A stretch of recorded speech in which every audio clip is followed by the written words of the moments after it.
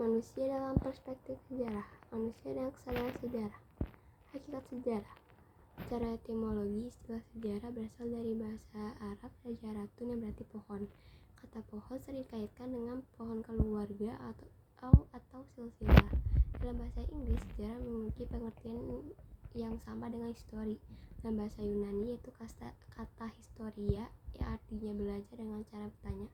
Sementara itu, dalam bahasa Belanda sejarah disebut geschiedenis yang berarti kegiatan penyelidikan, pengumpulan, perorganisasian, dan penyajian kisah mengenai peristiwa-peristiwa masa lalu.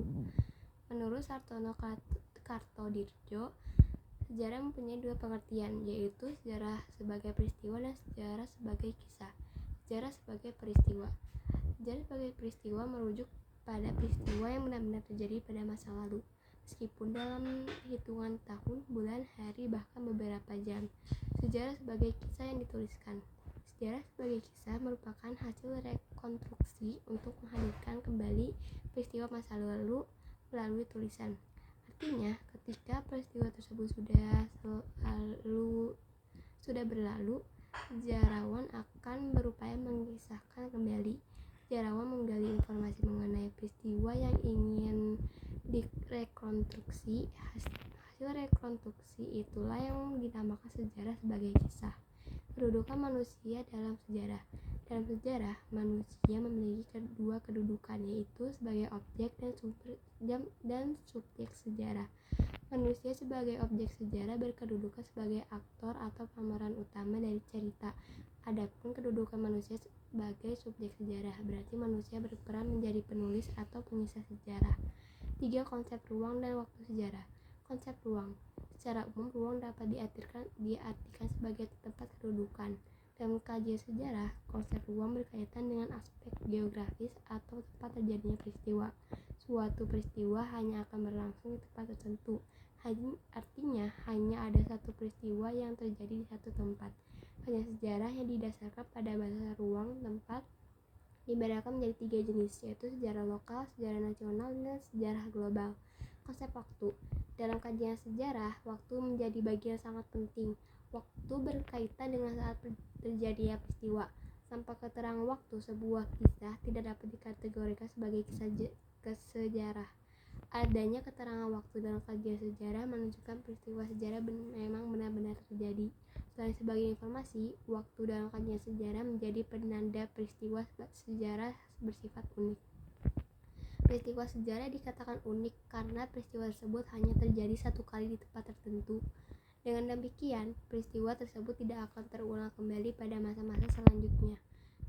Kehidupan manusia dalam perubahan dan keberlanjutan. Kehidupan manusia dalam dimensi waktu. Dalam sejarah, konsep waktu menjadi kunci dalam memahami dinamika kehidupan manusia.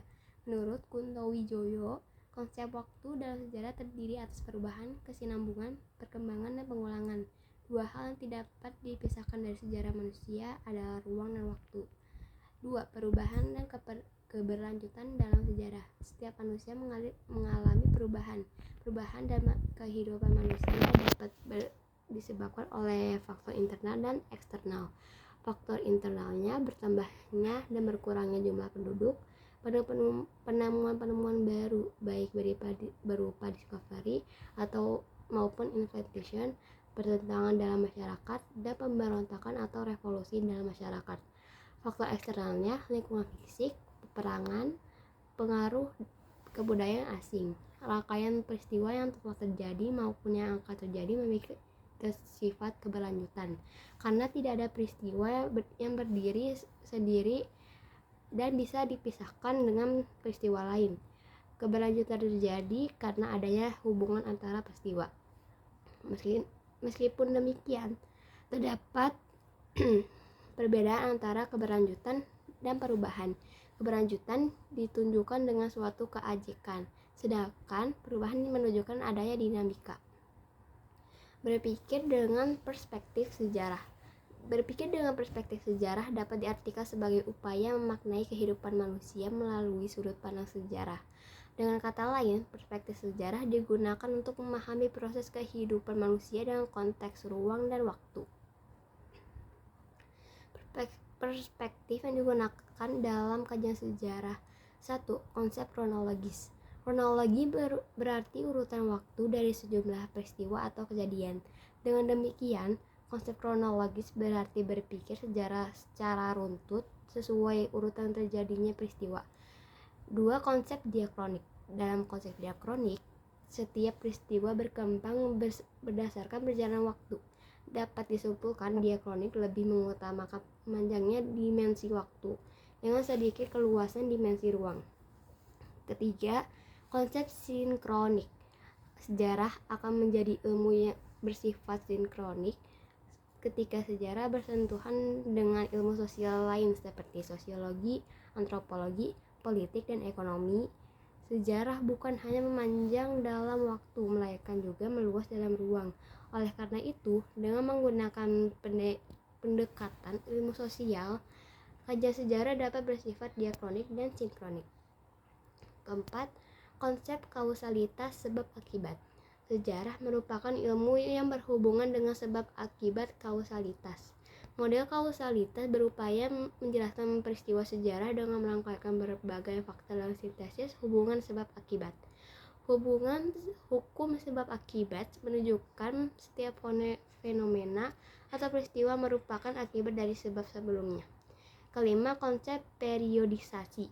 Periodisasi dapat diartikan sebagai pembabakan waktu yang diterapkan dalam kajian sejarah. Dengan periodisasi, kisah sejarah yang sangat panjang dapat dikelompokkan menjadi beberapa babakan waktu. Cara berpikir sejarah dapat dikembangkan dengan membangun kesadaran tentang waktu. Setidaknya ada 3 aspek penting yang harus diperhatikan dalam membangun cara berpikir sejarah.